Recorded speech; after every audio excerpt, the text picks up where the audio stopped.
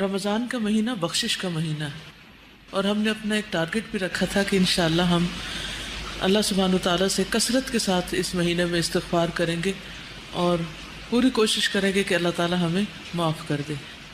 اللہ سبحانہ وتعالیٰ واسع المغفرہ ہے، معاف کرنے کو پسند کرتا ہے۔ اس کا وعدہ ہے کہ جو گناہوں پر شرمندہ ہو کر سچے دل سے توبہ کر لیں وہ انہیں معاف کر دے گا۔ اللہ تعالیٰ کا ارشاد ہے، الذین یجتنبون کبائر الاثم والفواحش الا اللمم ان ربک واسع المغفرہ، اور وہ جو بڑے گناہوں اور بے حیائی سے بچتے ہیں ماں سوائے صغیرہ گناہوں کے، تو تیرا رب بڑا بخشش والا ہے۔ یعنی چھوٹے چھوٹے گناہ تو سب سے ہو جاتے ہیں، لیکن کبیرہ گناہ جو ہے، جن چیزوں کو اللہ تعالیٰ نے حرام قرار دیا ہے اور جن کا تذکرہ آپ قرآن مجید میں پڑھ رہے ہیں کہ یہ چیزیں حرام ہیں، ان چیزوں سے بچنا ضروری ہے۔ تو جو بڑے گناہوں سے، جیسے جوا ہے، شراب ہے، زنا ہے، چوری ہے، ماں باپ کی نافرمانی ہے، شرک ہے، جو ان چیزوں سے بچیں گے تو چھوٹی غلطیوں کو اللہ سبحانہ وتعالیٰ معاف فرما دیں گے۔ نبی صلی اللہ علیہ وسلم نے فرمایا، ایک رمضان دوسرے رمضان تک اپنے درمیان ہونے والے گناہوں کو مٹا دیتا ہے، یعنی پچھلے 11 مہینوں کے جو گناہ ہیں وہ اس مہینے میں صاف ہو سکتے ہیں، جبکہ کبیرہ گناہوں سے بچا جائے، جیسے جھوٹ، چغلی، غیبت، یہ بھی اسی میں آ جاتے ہیں۔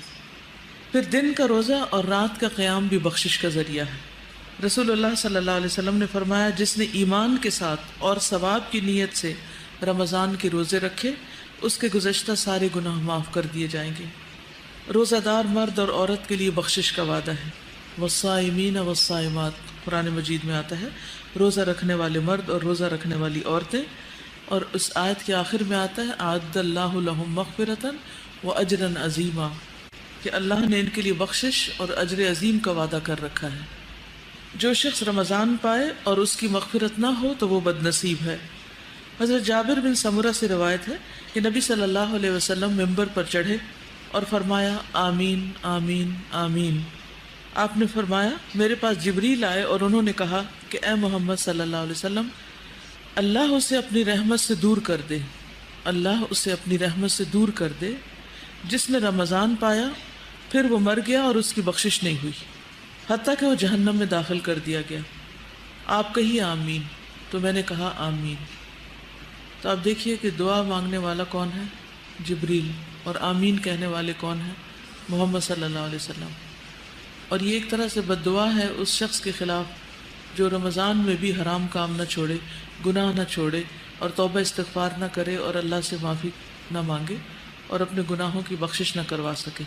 تو اس لیے ہر اس کام سے بچنا چاہیے جس سے اللہ تعالیٰ ناراض ہوتے ہوں۔ پھر سحری کا وقت خاص طور پر استغفار کے لیے بہت مناسب وقت ہے۔ قرآن مجید میں آتا ہے وَبِالْأَسْحَارِ هُمْ يَسْتَغْفِرُونَ، کہ وہ سحری کے وقت استغفار کرتے ہیں۔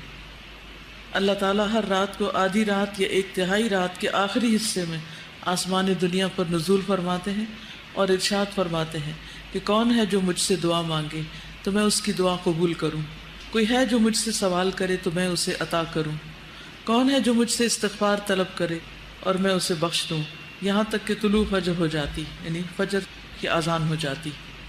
اس کے لیے کرنا کیا چاہیے؟ پہلے سے دعاؤں کی لسٹ بنا کے رکھنی چاہیے۔ اگر آپ نے اپنا گول سیٹ نہیں کیا ہوا کہ کون سی دعا مانگنی ہے، تو اس وقت پھر ٹائم اتنا تھوڑا ہوتا ہے، اور ویسے بھی آپ ہاف سلیپی بھی ہوتے ہیں، تو بہت ایکٹیو نہیں ہوتا مائنڈ کہ سوچ کے اس وقت دعائیں مانگی جائیں۔ تو بہتر ہے کہ وہ دعائیں کہیں یا تو لکھ کے رکھی بھی ہوں، کسی اسٹکی نوٹ پہ آپ لکھ کے لگا چھوڑیں، یا کوئی کتاب آپ نے سامنے رکھی ہوئی ہو، یا پھر اپنے دل میں اپنی دعاؤں کو حاضر کریں۔ اور اگر کچھ بھی یاد نہ رہے تو کثرت سے استغفار کرتے جائیں، یہ تو یاد رہے گا نا۔ اور اگر یہ بھی یاد نہ رہے تو اس کے لیے کہیں لکھ کے لگا دیں استغفار، صرف لفظ استغفار بھی کافی ہو جائے گا۔